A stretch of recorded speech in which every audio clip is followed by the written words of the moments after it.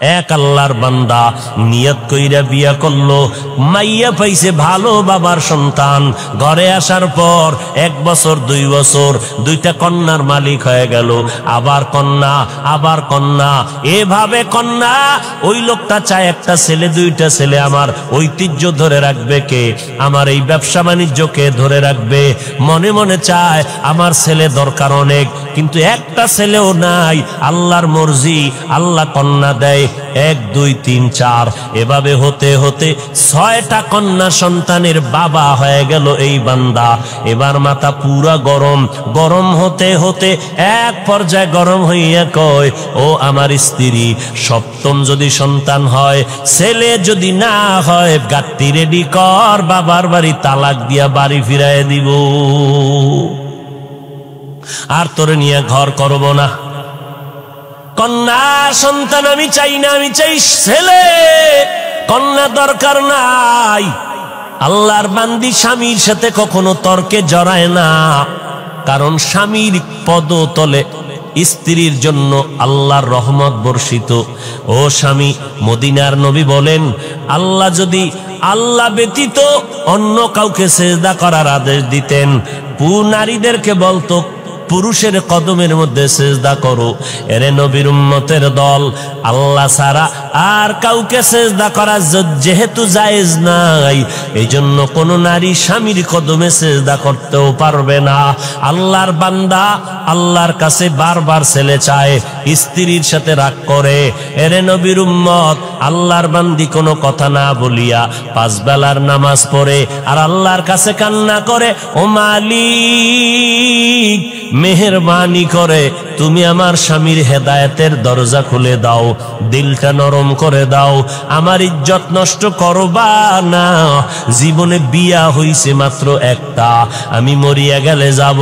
দ্বিতীয় বিয়ার জন্য মেয়েরা কান্দে না, জাতের মেয়েরা কয় আমার জীবনে বিয়া হবে একটাই,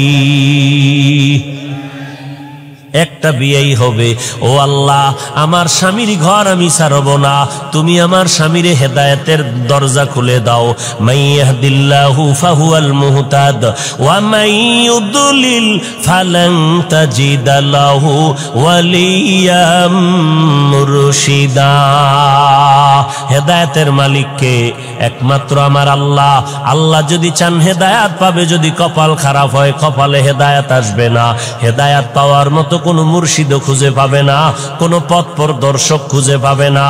এরে নবীর উম্মতের দল, ছেলে দান করেন আমার আল্লাহ, মেয়ে দান করেন আমার আল্লাহ, দোনোটাই দেন আমার আল্লাহ, কোনোটাই দেন না তাও ক্ষমতা কার। লিল্লাহি মুলকুস সামাওয়াতি ওয়াল আরদ ইয়াহাবু লিমান ইয়াশাউ ইনাসা ওয়া ইয়াহাবু লিমান ইয়াশাউ যুকুর আও ইউযাওয়িজুহুম যুকরানা ওয়া ইনাসা ওয়া ইয়াজআলু মান ইয়াশাউ আকিমা ইন্নাহু আলীমুন কাদির।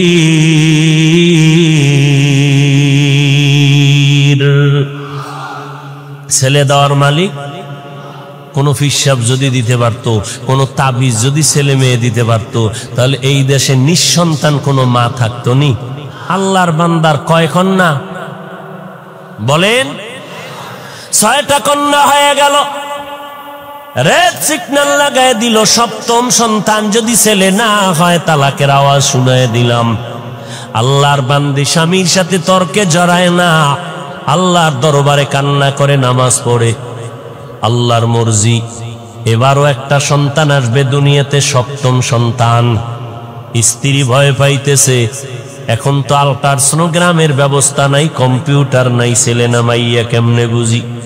ও আল্লাহ, আমার স্বামী আমার উপরে সিগন্যাল লাগায় দিছে, ছেলে যদি আসে আলহামদুলিল্লাহ, না আসলে আমার উপরে কঠিন বিচার হবে, বিপদ আসবে। ও দয়ার মালিক, আমার কিছু বলার নাই, তুমি ইজ্জতের মালিক, মেহেরবানি করে তুমি আমার ইজ্জত হেফাজত করে নাও। আল্লাহ বলেন, যেই বান্দা আমাকে ভুলে না, আমি আল্লাহ তাকে ভুলতে পারি না।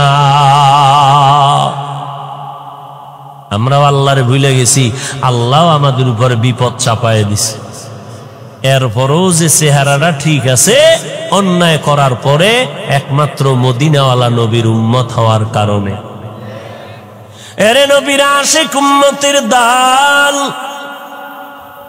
আল্লাহর বান্দি রাতের বেলা কান্নার আওয়াজ, প্রতিদিন কান্না করে, আল্লাহর দরবারে চোখের পানি কবুল হয়ে গেল। ওই সন্তানটা দুনিয়াতে আসার খুব নিকটে সময় যখন ঘনিয়ে গেল, ওই আল্লাহর বান্দা একদিন রাতের বেলা মরণের ঘুম দিছে, এমন হুঁশ নাই। আল্লাহর কুদরতের চাবি ঘুরায় দিলেন। আল্লাহর বান্দি যেহেতু কান্না করছে হেদায়েতের, আল্লাহ হেদায়েতের দরজায় বান্দাকে ডাকতেছে। রাতের বেলা ওই বান্দা ঘুমের ভেতরে স্বপ্নে দেখতেছে কিয়ামতের ময়দান হাজির, কিয়ামতের মাঠ কায়েম হয়ে গেছে। মাঠের মধ্যে মানুষ উলঙ্গ দৌড়ায়, মাথার উপরে সূর্যের গরম, সূর্যের গরমে জমিনটা তামা হয়ে গেছে, দাঁড়ানোর কোনো উপায় নাই। জাহান্নামীরা জাহান্নামের দিকে যাইতেছে। আল্লাহর বান্দা ঘুমের ঘরে স্বপ্ন দেইখা ভয়ে কান্নায় বিভোর হয়ে গেল।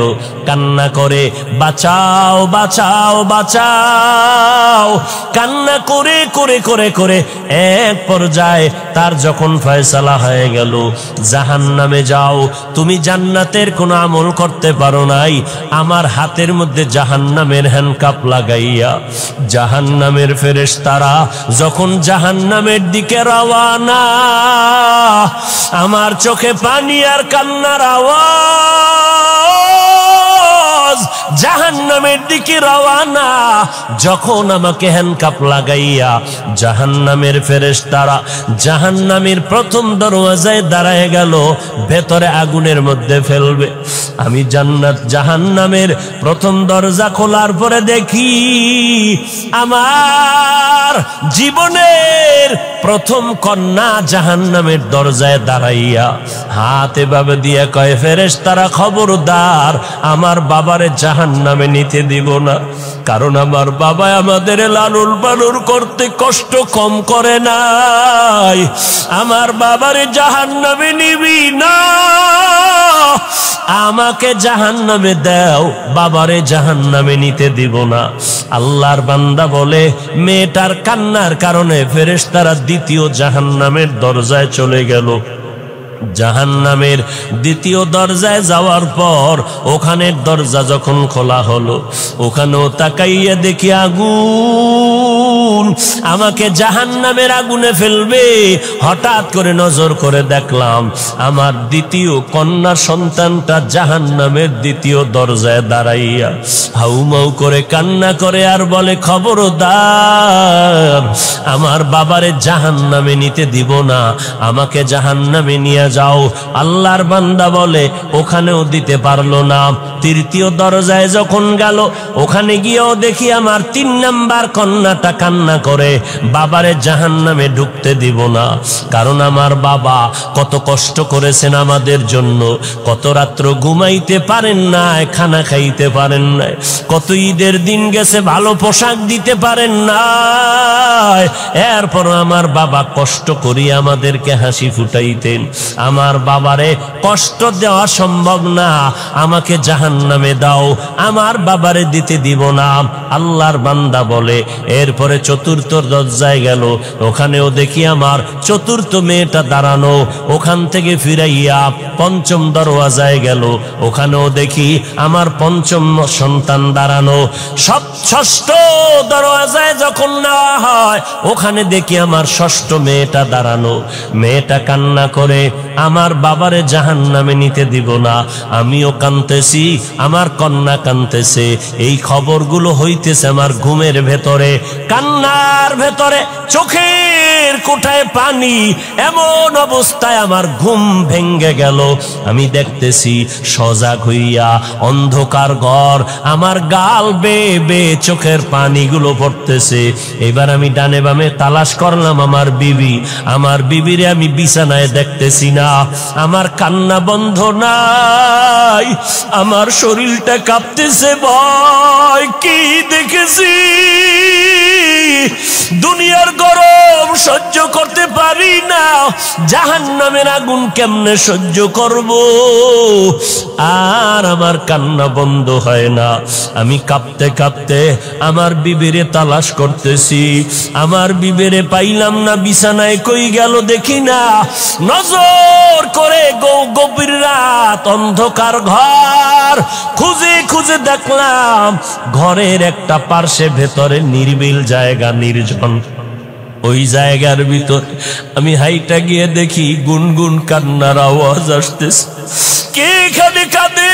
কান লাগায় দেখি আমার বিবির কান্নার আওয়াজ। আমি কান লাগায় দেখি আমার বিবি চোখের পানি ছেড়ে মোনাজাত দিয়া কান্না করে, আল্লাহ তুমি আমার স্বামীরে হেদায়াত দাও, তুমি ইজ্জতের উপরে আমার যেন কোনো আক্রমণ না আসে। আল্লাহর বান্দা বলে, বিবির কান্না দেখার পর আমি সহ্য করতে পারি না, বিবির হাত ধরে বলি, আর কাঁদিও না রে বিবি, আর কান্না করিও না, আমি তোমাকে বহু কষ্ট দিয়েছি রে বিবি, মাফ করে দাও। আমি বুঝতে পারি নাই। আল্লাহর কাছে দোয়া করি আমার আর একটাও যেন কন্যা হয়, কারণ আমার 7টা কন্যা যদি হয় 7টা জাহান্নামের দরজা থেকে আমি বেঁচে যাব। ও বিবি, আমাকে মাফ করে দাও, আমি আর তোমারে কোনো খারাপ কথা বলবো না।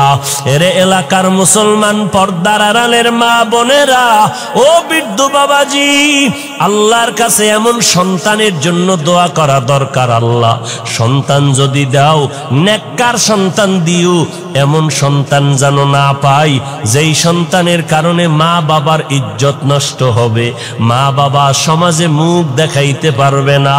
ও আল্লাহ, তুমি কন্যা দাও আলহামদুলিল্লাহ, তুমি ছেলে দিলো আলহামদুলিল্লাহ, তবে আদর্শওয়ালা নেক আমলওয়ালা ভালো সন্তান তুমি দিও।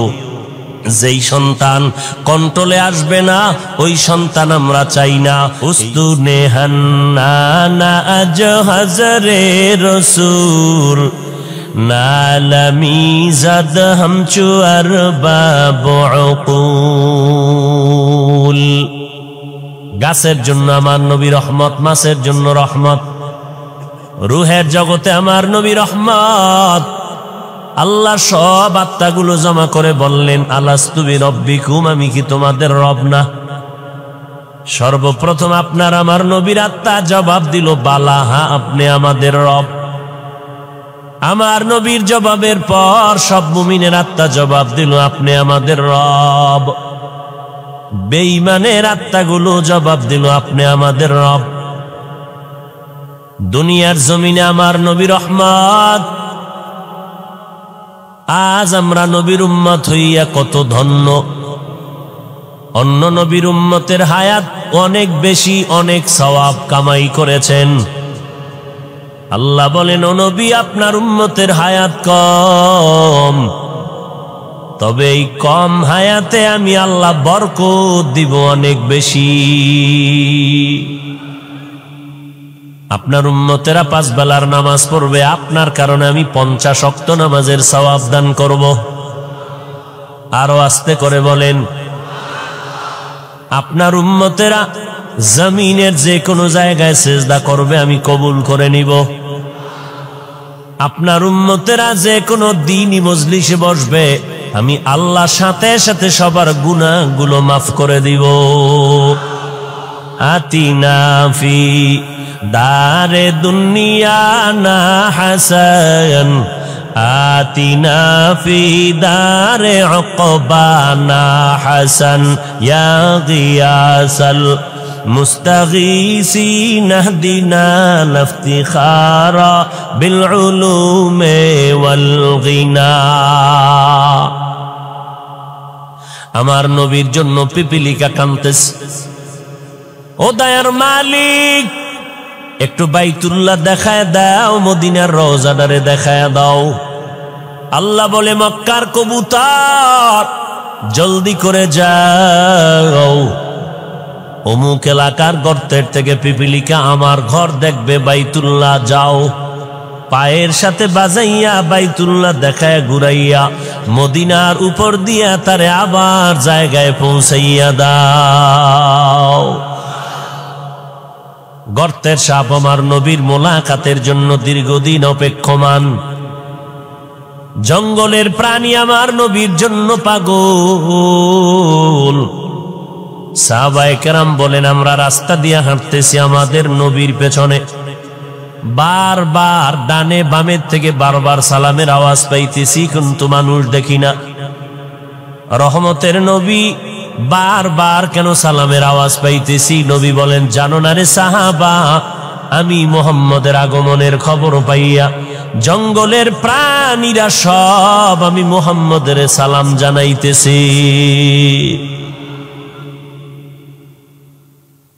জঙ্গলের প্রাণীরা নবীরে চিনল, গর্তের পিপিলিকা সাপ চিনল। কপাল পোড়া মুসলমান, আজ আমরা সেই নবীরে চিনলাম না। যদি নবীরে চিনতিরে যুবক, বেঈমানের পা চাটা গোলাম হইয়া মাথার চুল কাটিয়া ইন্দুর আর বান্দরের মতো হইতি না। तुको जाओ सुन्नते अहमद को जा बा मोहम्मद के बुअद निस्बत तोरा मन अहब्बा सुन्नती कौले रसूल मजदाए काना मई हम कुन कबूल वमा अरसलनाका इल्ला रहमतल लिल आलमीन।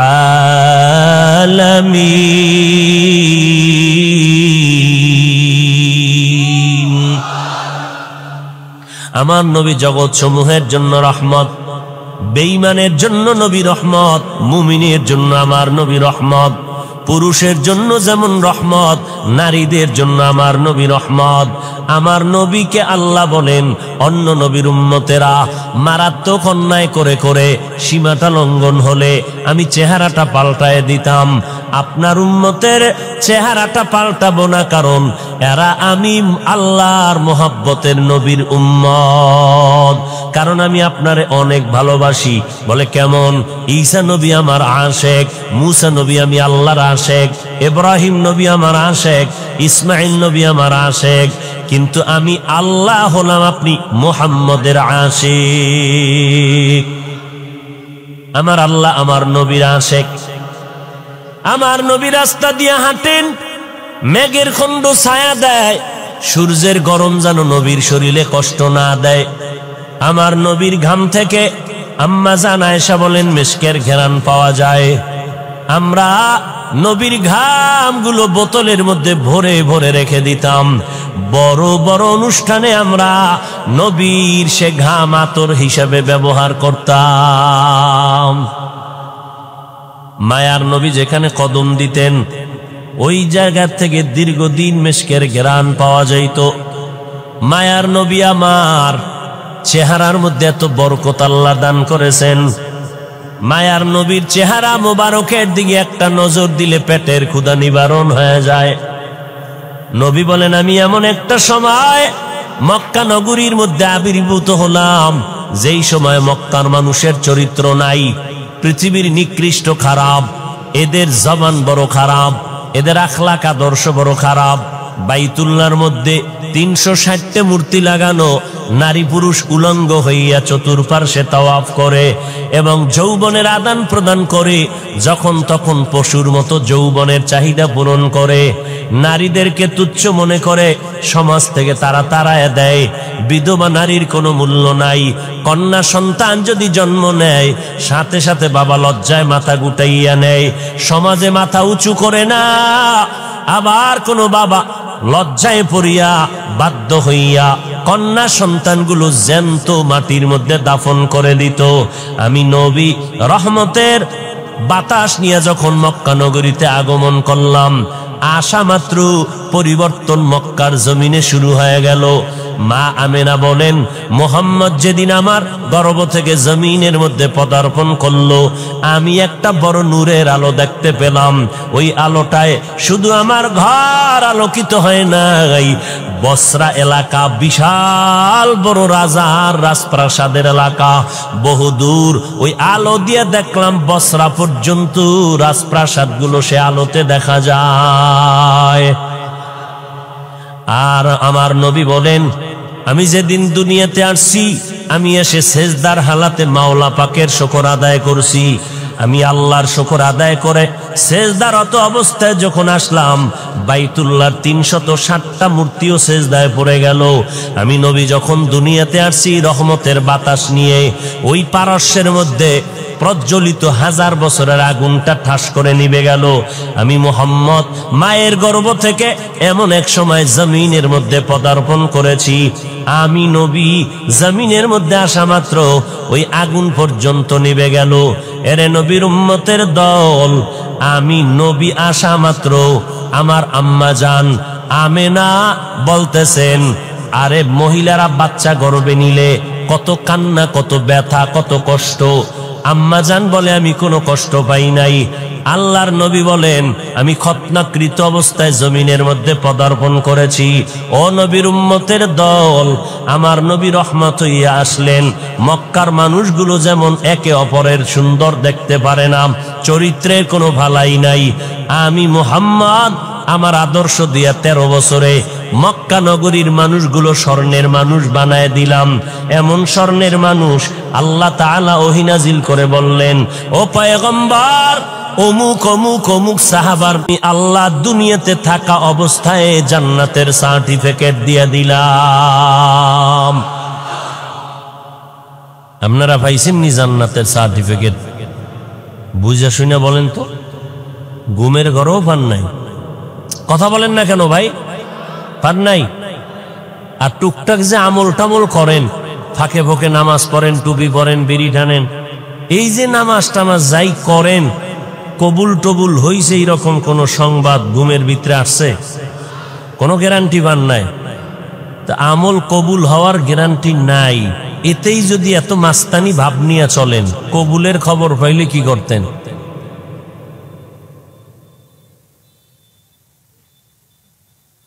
হায় হায় হায়, আল্লাহ হেদায়াত দান করেন। মায়ার নবী রহমাতুল লিল আলামিন হয়ে জমিনে আসলেন। আল্লাহ তাআলা বলেন, আমি হলাম জগৎ সমূহের জন্য রব। আলহামদুলিল্লাহি রাব্বিল আলামিন, আমি হলাম জগৎ সমূহের জন্য রব। আর আমার মুহাম্মদ জগৎ সমূহের জন্য হলেন রহমত। আমি হলাম রব্বুল আলামিন, আমার বন্ধুটাকে বানায় দিলাম রহমাতুল লিল আলামিন। মায়ার নবী বলেন, আরবের মানুষগুলো কন্যাদেরকে তুচ্ছ মনে করে তাড়ায় দেয়।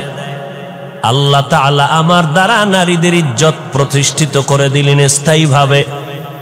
আমার বয়স যখন 25 বছর হয়, 40 বছরের একজন বিধবা নারী খাদিজা রাদিয়াল্লাহু আনহা, 2 জন স্বামী বিদায়ের পর আমি মুহাম্মদ তৃতীয় স্বামী হিসাবে তার ঘরে চলে গেলাম। আরবের মানুষগুলো সমালোচনায় ভরপুর হয়ে গেল, মুহাম্মদ নবী দাবি করে আবার বিধবারে বিয়ে করল কেন? মদিনার নবী বলেন, জগতের নারীরা শুনে নাও, জমিনের মধ্যে কোন ধর্ম, ইহুদি ধর্ম, খ্রিস্টান ধর্ম, দুনিয়ার কোন ধর্মের ভিতরে নারীদের সম্মান কেউ বাড়ায় নাই। আল্লাহ তাআলা ইসলামের ব্যানার দিয়া আমি মুহাম্মদের দ্বারা নারীদের ইজ্জত বাড়ায় দিয়েছেন।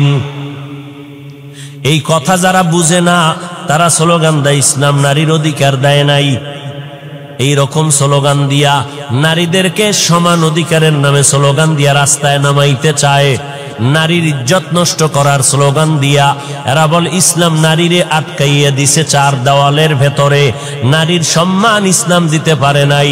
এরে নবীর উম্মতের দল, আল্লাহর নবী বলেন ইসলাম ছাড়া দুনিয়ার কোন তন্ত্র মন্ত্রে নারীর সম্মান মর্যাদা বাড়াতে পারে নাই। যারা বিশ্বাস করে না তারা নারীর দুশ্মন, তারা মানবতার দুশ্মন, তারা ইসলামের দুশ্মন।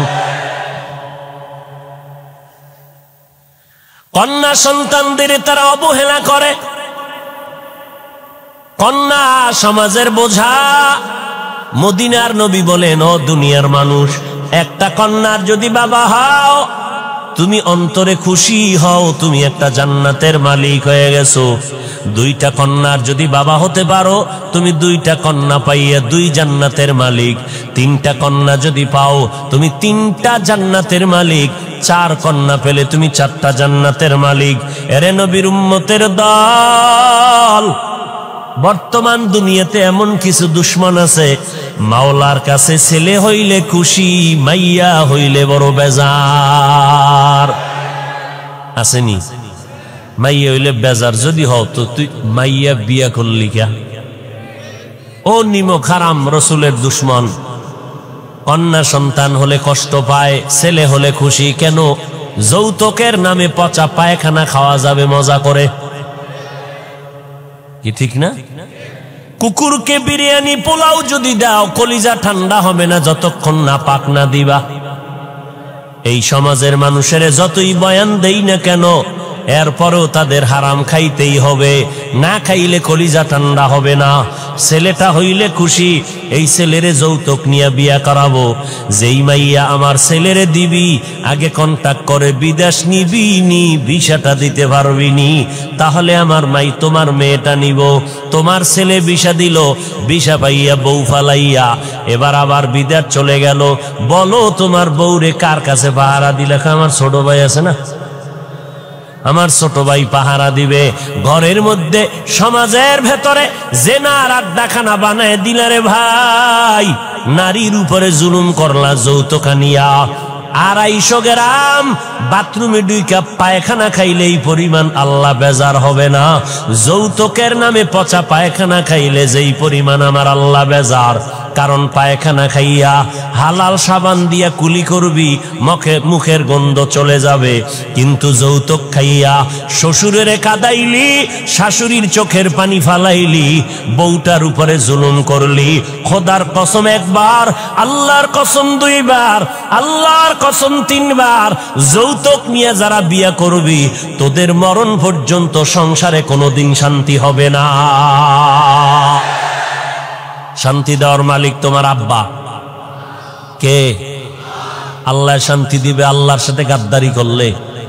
हकीकत से तो दुनिया बेखबर है, दुनिया की नुमाइश पर नजर है। नमी गुयाम के आज दुनिया जुदा बाश, बहर कारे के बाशी बा खुदा बाश। আল্লাহ 2টা হাত দিছে, এটা রশি দিয়া বাইন্দা রাখার লাগি। 2 হাত দিয়া কামাই করবি, বিয়ার আগে বলবি আমি নিজের পায়ে দাঁড়ায় গেছি, শ্বশুরের গোষ্ঠী আয়, বিয়া যে করব সেও আমারটা খাবি, তোর মায়েরে খাওয়াবো, শ্বশুর বাড়ির বাবারে খাওয়াবো, 14 গোষ্ঠীরে খাওয়াইয়া রাখবো। কোনদিন খোটা যেন দিতে না পারো, তোর বাড়ির থেকে খেয়েছি, তোর বাড়ির খাট লাগবে না, আলমিরা লাগবে না, আমি টাকা দিয়া খাট, আলমারি, চেয়ার, সোফা কিনে ফেলবো। তোর বিয়া করার সময় তোর বাবায় যদি স্বর্ণের অলংকারও দিতে না পারে, লাগবে না, আমি নিজে তোর চেইনের ব্যবস্থা করে দিব, স্বর্ণের ব্যবস্থা করে দিব। আমি যদি তোরে লালন পালনের জিম্মেদারি নিতে নাই পারি, তো বিয়া করার কোনো সার্থকতা নাই। অতএব আমি একজন পুরুষ, কাপুরুষ না, আমি মদিনাওয়ালা নবীর একজন উম্মত। অতএব আমি হারাম কখনো খাবো না, প্রয়োজনে মরিয়া যাব, না হয় আল্লাহকে রাজি করে চলবো। আপনাদের এলাকায় গজব আসেনি? হ্যাঁ, বলেন তো, এই হারাম খাইয়া শান্তিতে আছে কারা? ওর ঘরের সন্তান সব কুতুবুল আলম।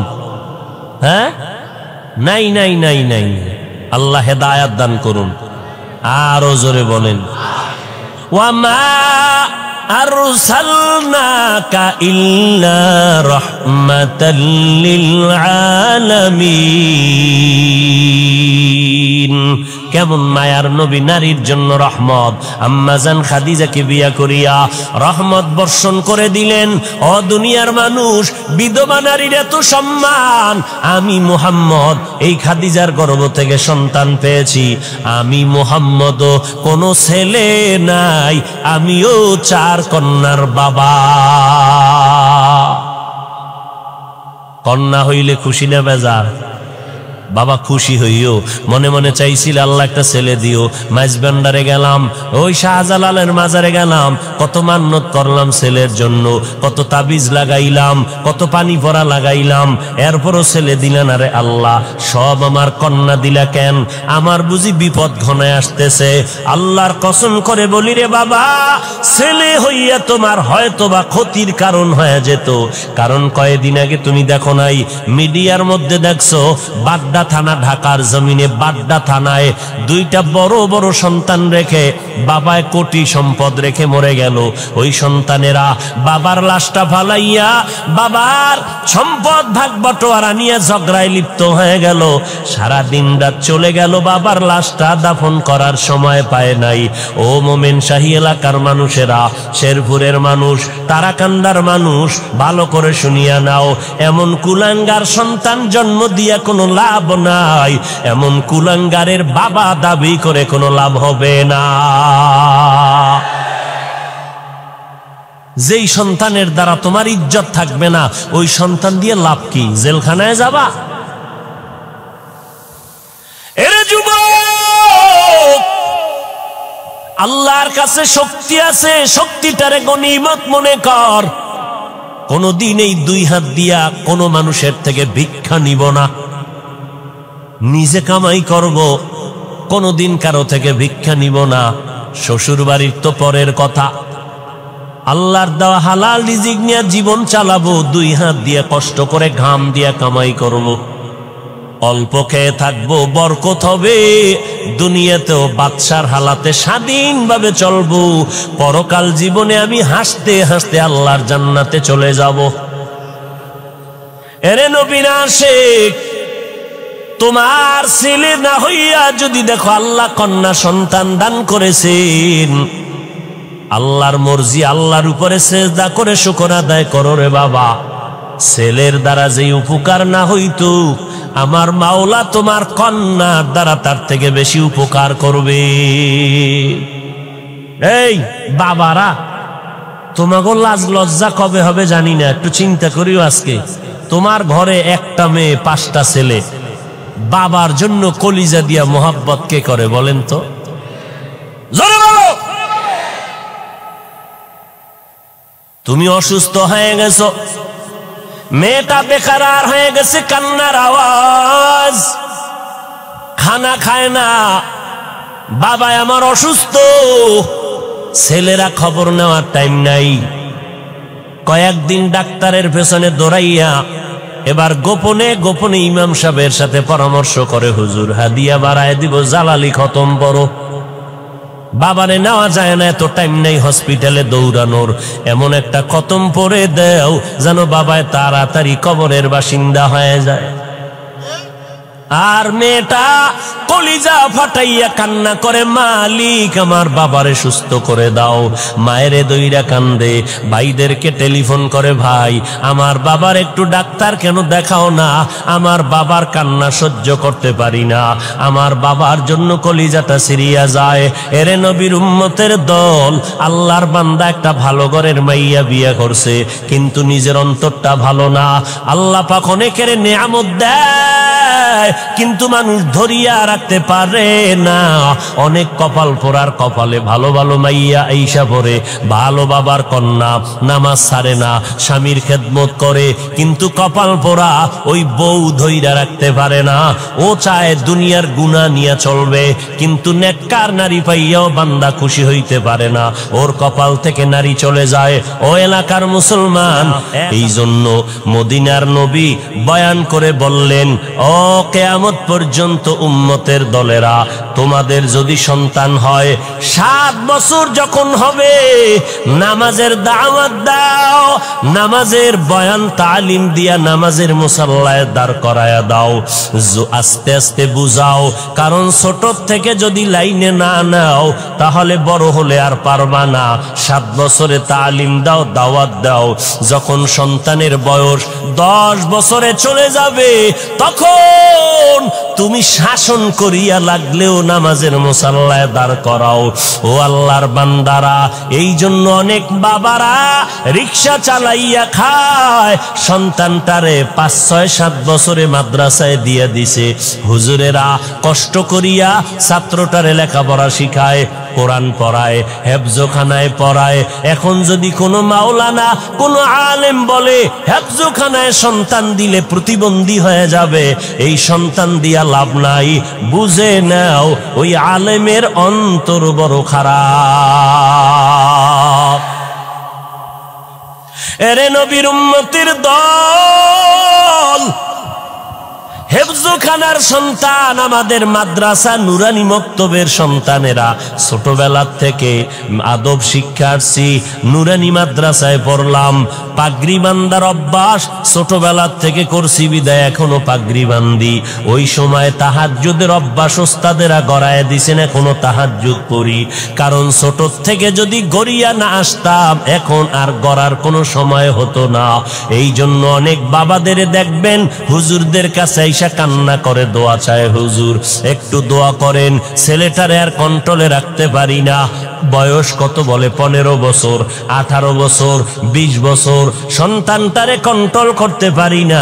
মোবাইল নিয়ে দৌড়ায় যায়, পকেটের থেকে টাকা নেয়, নামাজ রোজার ভালাই নাই, মায়ের সাথে খারাপ আচরণ, বাবার সাথে খারাপ আচরণ, এলাকার মুরব্বীদের সাথে খারাপ আচরণ করে। হুজুর এখন কি করি? মদিনার নবী কয় কি করলে হবে না, কোনো তাবিজ লাগাইলে হবে না।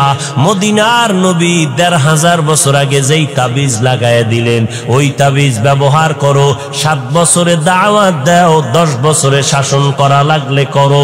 তারপরেও সন্তানের ছাড়িয়া দিও না, সময় হারাইয়া গেলে কানলেও কোনো লাভ হবে না।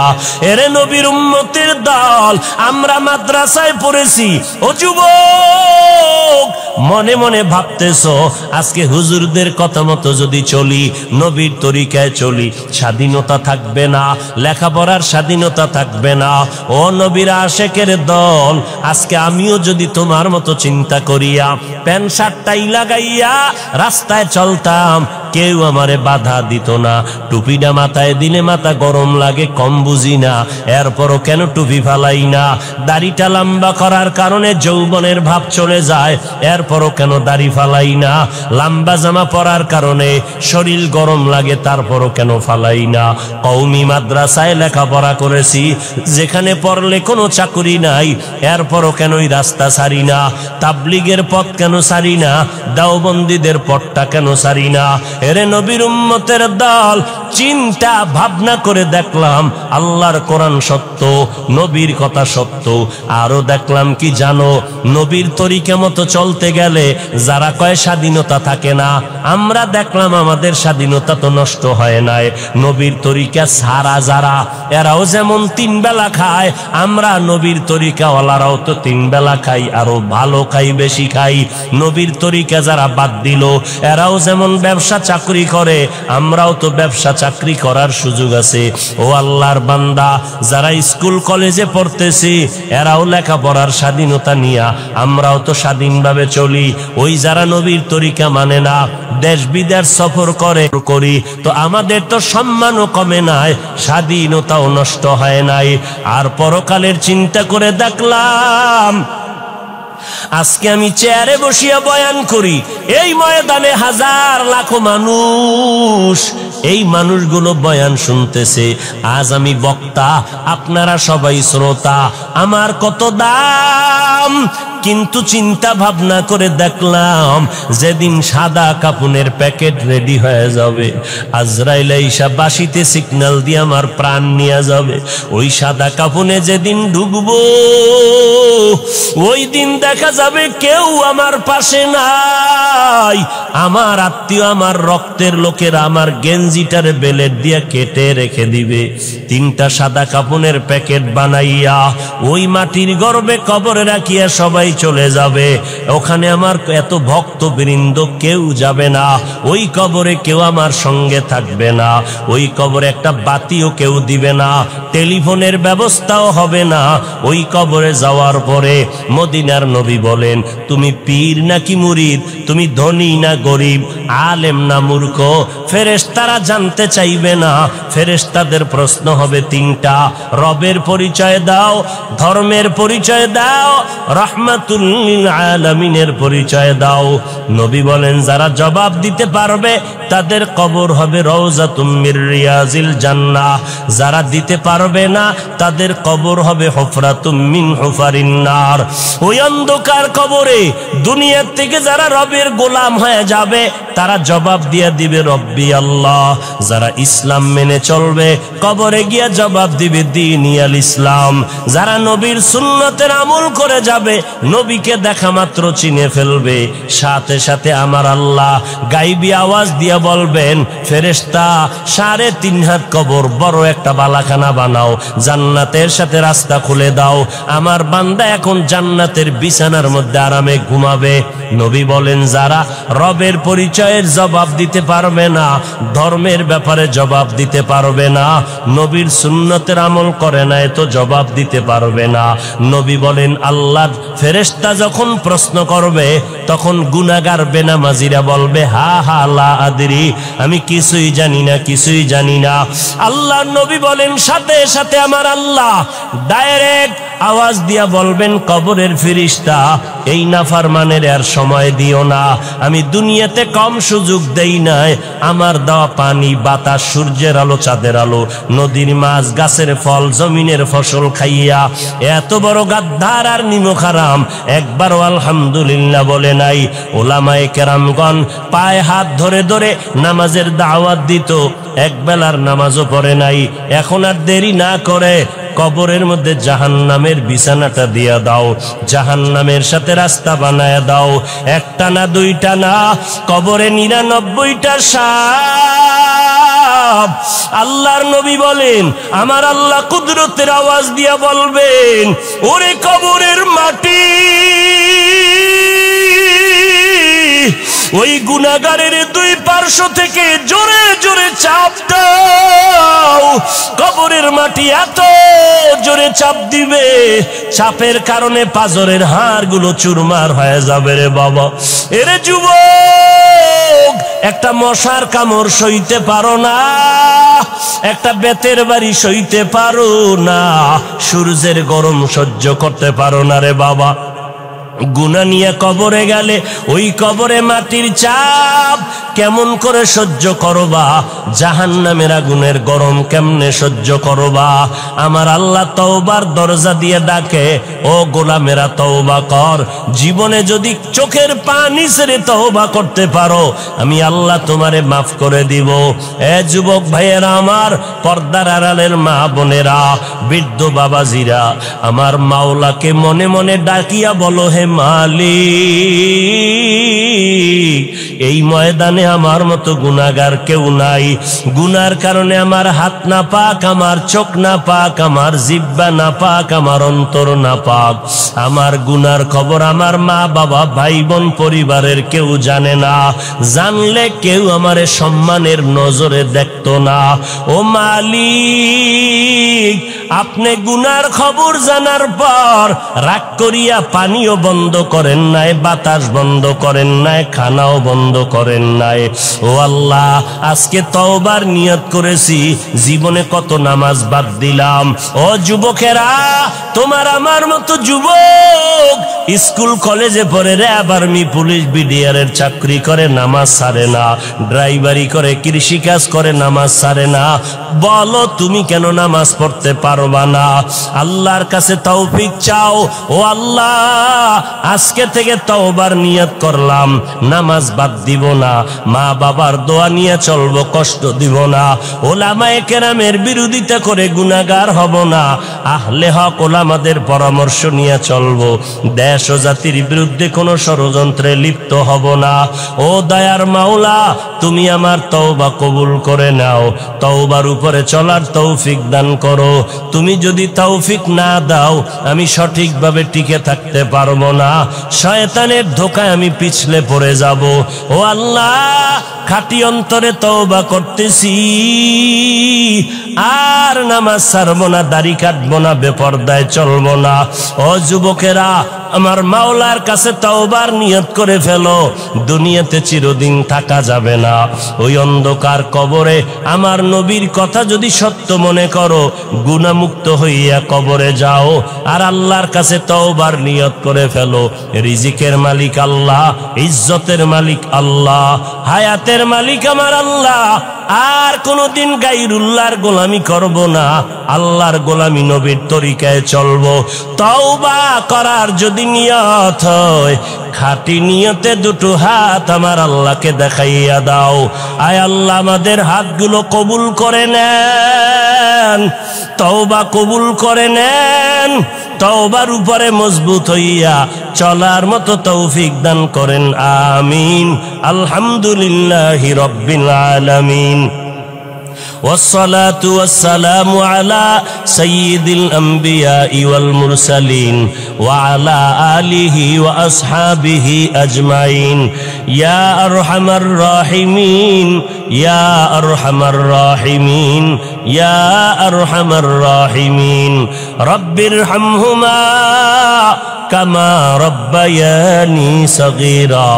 ও দয়ার মালিক, গুনার বোঝা মাথায় নিয়ে হাত তুললাম। ও দয়ার আল্লাহ, কত মুরব্বী হাজী সাহেব, কত ব্যবসায়ী, চাকরিজীবী, ওলামায়ে কেরাম, যুবক ছাত্র ভাইরা, পর্দার আড়ালের মা বোনেরা হাত তুলেছেন। ও দয়ার মালিক,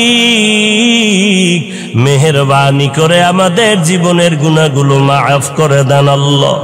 মাহফিল কবুল করে নেন, আয়োজনকারী সহযোগিতাকারীদের কবুল করে নেন। আয় আল্লাহ, আমার এই ময়দানে যারা ব্যবসায়ী, চাকরিজীবী, সবার কামাই রুজিতে বরকত বাড়ায় দেন। আয় আল্লাহ, আমার কলিজার যুবকদের দিনদার বানায় দেন, মা বোনদের আবেদা পর্দানিশী বানায় দেন, সন্তানগুলো নেককার বানায় দেন। আয় আল্লাহ, সমস্ত শিক্ষা প্রতিষ্ঠান নবীর আদর্শওয়ালা বানায় দেন, মসজিদ মাদ্রাসাগুলো কবুল করে নেন, এলাকার ঘরে ঘরে শান্তি দান করেন। আয় আল্লাহ, সুন্নতওয়ালা জিন্দেগি দান করেন, নবীজির রওজা বাইতুল্লাহ জিয়ারতের তৌফিক দান করেন। আয় আল্লাহ, দিলের নেক আশা পূরণ করে দেন। আয় আল্লাহ, সারা দুনিয়াবাসীকে মাফ করেন, বাংলাদেশ শান্তির দেশ বানায় দেন। আয় আল্লাহ, প্রশাসনিকভাবে যারা কাজ করে দিনদার বানায় দেন। আয় আল্লাহ, সরকার বাহাদুর থেকে সকল জনপ্রতিনিধিদেরকে দিনের খাদেম বানায় দেন। আয় আল্লাহ, রিয়া হাসাদ কিবির দূর করে আমাদেরকে ইখলাস দান করেন। আয় আল্লাহ, নবীজির রওজা বাইতুল্লাহ জিয়ারত